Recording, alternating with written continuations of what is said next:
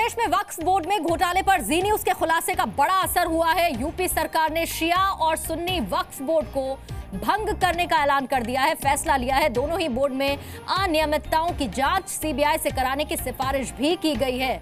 जी news ने वक्फ board में घोटाले पर बड़ा खुलासा किया था। केंद्रीय अल्पसंख्यक मंत्री मुख्तार अब्बास नकवी ने कहा, जी न्यूज के खुलासे से घोटाले को सामने लाने में मदद मिली है।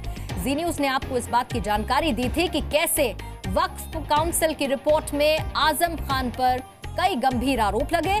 मुख्तार अब्बास नकवी कहते हैं कि इस यूपी सरकार के फैसले से वक्फ माफिया को रोकने में मदद मिलेगी।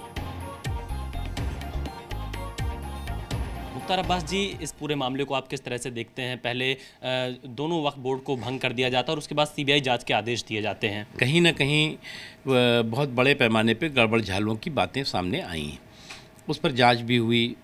जो प्राथमिक जांच के तौर पर सामने आई उसमें काफ़ी गंभीर अनियमितताएँ दिखाई पड़ी, उसमें करप्शन दिखाई पड़े, गड़बड़ झाले दिखाई पड़े और उसके आधार पर कई राज्य सरकारों को इस संबंध में आवश्यक कार्रवाई के लिए कहा गया है। हमें खुशी है कि उत्तर प्रदेश की सरकार ने इसमें इमीडिएटली स्ट्रॉन्ग और इफ़ेक्टिव एक्शन शुरू किया है।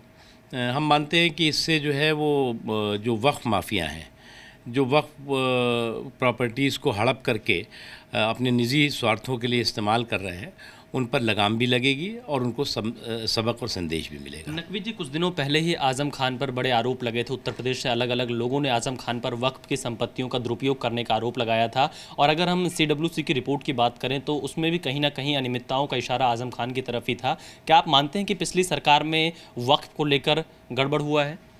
देखिए, कहीं पर भी किसी भी समय में गड़बड़ हुआ हो, हम किसी व्यक्ति पर हमारा कोई ना तो कभी व्यक्ति पर हम बोलते हैं और ना व्यक्ति पर कोई हमारा कभी आरोप होता है, लेकिन जो है व्यवस्था पर की बात है।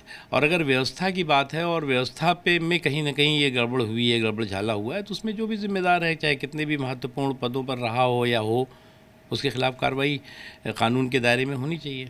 एक अंतिम सवाल मुख्तार अब्बास नकवी, जी न्यूज़ ने इस पूरे मामले को उठाया था, लगातार लखनऊ से हम लोगों ने ग्राउंड रिपोर्टिंग की थी। आपको लगता है कि आप लोग अब जो इसके पीछे जो लोग थे, जिनका असल में जो लोग इसके पीछे थे, उनके तक पहुंच पाएगी सीबीआई? देखिए, मैं मानता हूं कि जी न्यूज़ ने इसमें बहुत मदद की और जी न्यूज़ और कुछ अन्य मीडिया के जो चैनल्स हैं या अखबार हैं, उन्होंने काफ़ी इसके खुलासे किए थे। उससे भी जो है जांच में मदद मिली। निश्चित तौर से जो कुछ भी और भी तह तक जाने की ज़रूरत होगी, कानून के दायरे के अंदर उसमें जाया जाए। सर, आपको लगता है वक्त की संपत्तियों का दुरुपयोग अब रुक पाएगा? कोशिश है कि रोका जाए और उसका सदुपयोग हो, दुरुपयोग बंद हो।